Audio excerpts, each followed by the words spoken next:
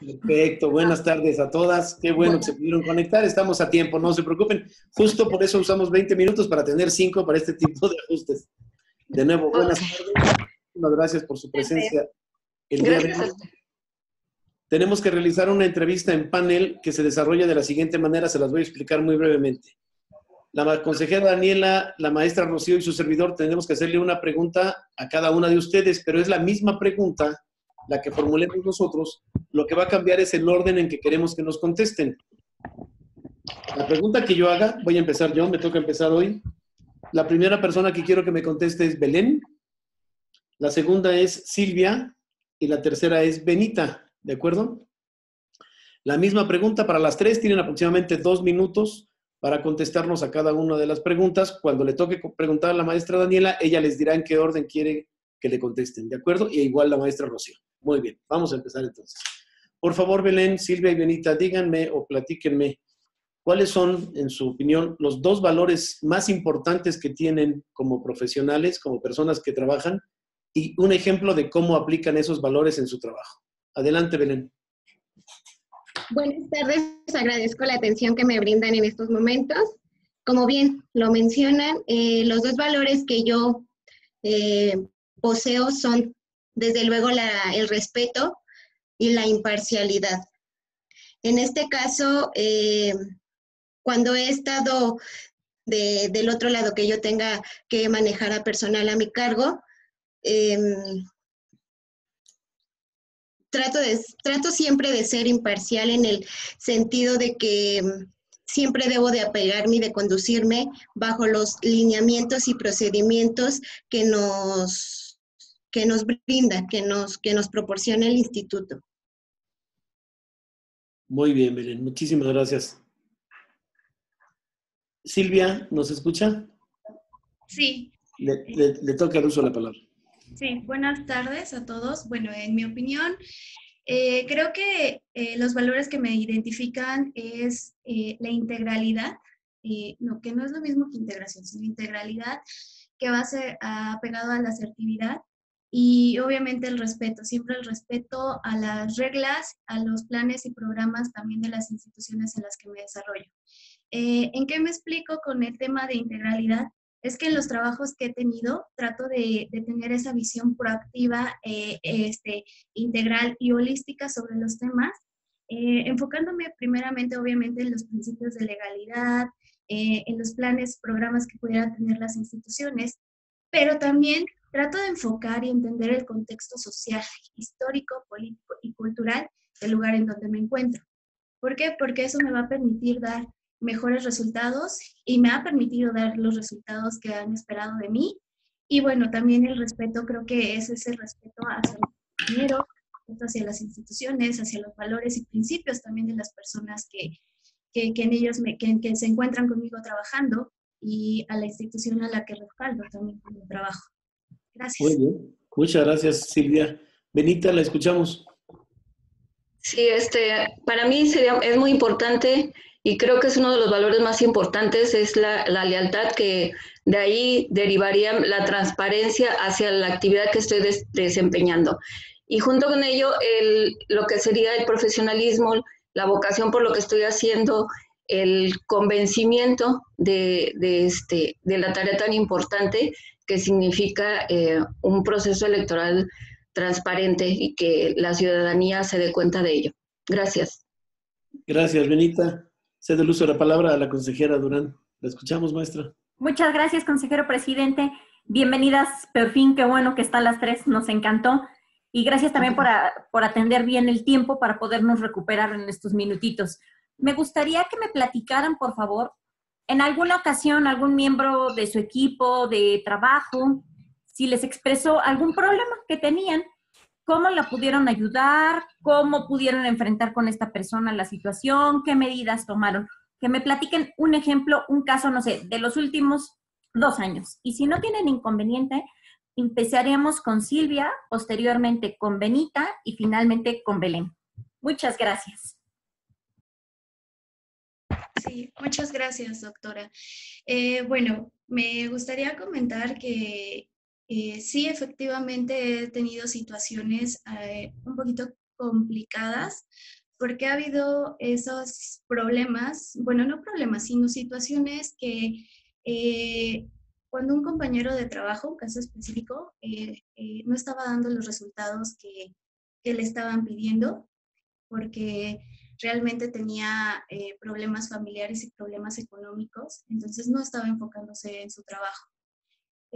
Lo que yo le comenté y siempre saco a colación este tema en este tipo de preguntas es que si bien pude haber dado esa respuesta o irlo a mencionar con mi superior, también es cierto que yo también, bajo ese trabajo y ese afán colaborativo de cooperación y de trabajo en equipo, tuve que asistirlo porque quería saber realmente qué le estaba pasando. Era una persona que era excepcional en su trabajo, pero realmente estaba entregando números que no estaban acordes a lo que estaba realizando.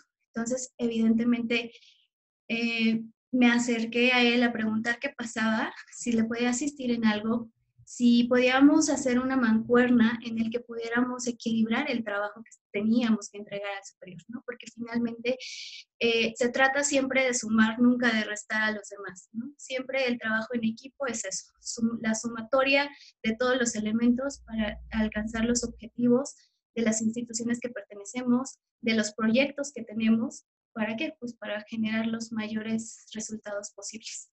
Gracias. Muchísimas gracias a ti, Silvia. Benita, bienvenida.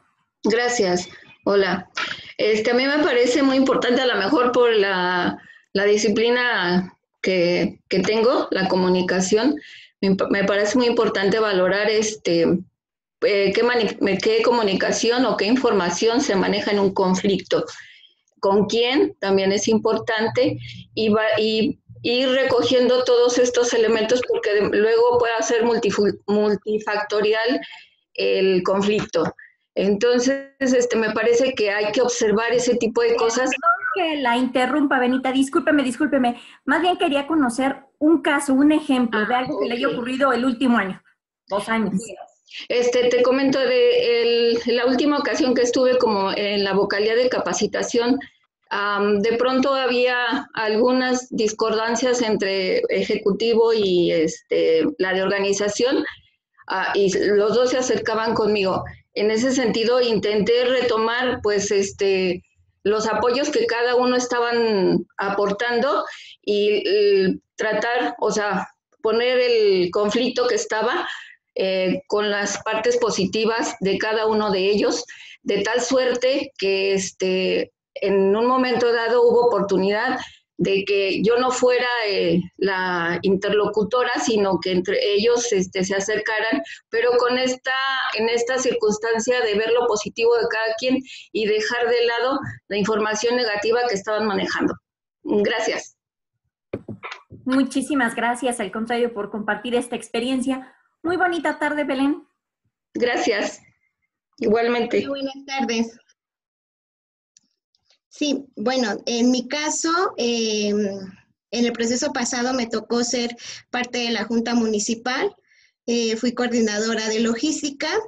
En este caso, cuando ha habido desavenencias dentro del personal de la Junta, lo que hacíamos era, pues, tener esa comunicación para poder trabajar en equipo, tener esa colaboración. Y bueno, desde luego nunca sacar conclusiones apresuradas, sino que siempre escuchar ambas partes de la situación del conflicto para podernos manejar con esa imparcialidad, para tener sacar una buena conclusión y llegar a un acuerdo de ambas partes que nos beneficien a todos. Muchas gracias. ¿Y podrías platicarnos en específico de un caso, de un ejemplo de los últimos meses? Sí, bueno, en este caso, como le comentaba, en aquella ocasión se suscitó el problema que no tenía como que buena comunicación el equipo de la Junta Municipal. Sin embargo, nos allegamos con lo que fue nuestro vocal ejecutivo y nuestro vocal de organización. Lo trabajamos en conjunto, siempre apegándonos a los lineamientos y procedimientos y principios del instituto. que sería en este caso la imparcialidad, ¿no? Para que bien a esto llegáramos a un acuerdo, a una buena conclusión de ambas partes, ¿no? Que algo nos saliera beneficiado a los dos. Muchísimas gracias también por tu respuesta. Muchísimas gracias a las tres. Es un placer haberlas conocido. Maestra Gracias. Rocío Álvarez. Muchas gracias, consejera Daniela. Bueno, les voy a pedir ahora que me contesten, por favor, en el siguiente orden. Primero Benita, luego Belén y luego Silvia. Y la pregunta es la siguiente. Por favor, cuéntenos cuál fue su logro más importante en su última posición laboral. Si nos pueden ayudar dándonos un poquito de detalle de cómo es que alcanzaron ese logro, esa meta que se pusieron en su camino. Por favor, Benita. Pues recientemente terminé la maestría en administración electoral. La última etapa fue muy complicada para mí por cuestiones personales, pero logré concluir porque, bueno, los últimos 2 bimestres estaba a punto de dejar el tema, la maestría. Creo que ahorita la búsqueda pues de cada vez estar estudiando y estar ahorita en el trabajo recepcional es mi meta, mi propósito, mi meta, y tendrá que ser un logro. Gracias. Muchísimas gracias, por favor. Ahora le pido a Belén, por favor. Sí, buenas tardes, licenciada.